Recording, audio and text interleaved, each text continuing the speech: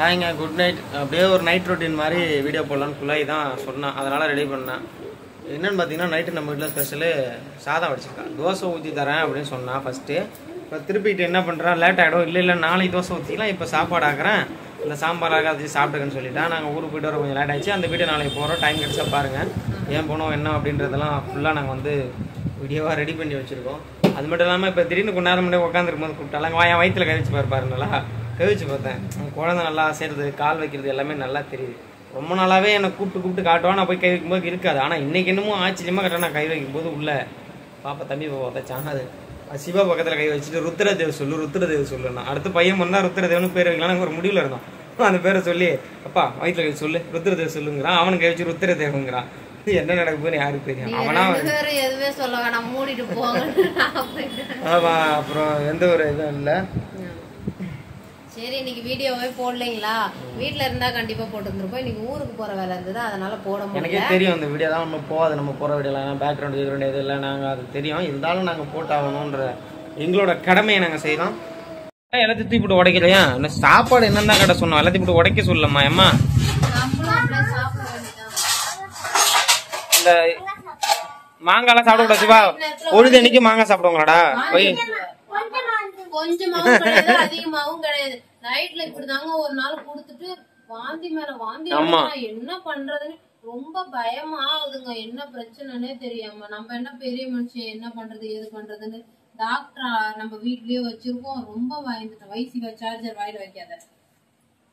நம்ம வீட்டு ஸ்பெஷல பாருங்க, சாப்பாடு சாதம் அடிச்சா அப்புறம் குட மிளகாய். இது தாங்க இதுக்குள்ள ஹைலைட்டு. துக்குளி போதுதான் காலி ஆயிடுச்சு. மாங்காய் ஊருக்கு அப்படியே சாம்பார், நம்ம மரத்துல காய்ச்ச மாங்காங்க. அப்புறம்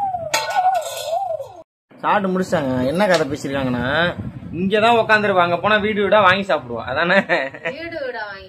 அதெல்லாம் கிராமங்க, எதுவும் தெரிஞ்சுக்காது. ஊருக்கு போனா அங்க ரசம் வாங்கி சாப்பிட்டத அவர் சொல்றாரு வீடு வீடா வாங்கி சாப்பிடுறாங்க.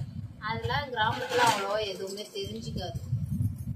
ஒருத்தவங்க வீட்டை ஒருத்தவங்க இல்லைன்னா கொடுப்பாங்க. சாப்பிட்டு முடிச்சாச்சுங்க. அந்த குள்ளாய் வச்ச சாம்பார்ல நெய்யை போட்டு சாப்பிட்டாங்க. அடா என்ன டேஸ்ட்.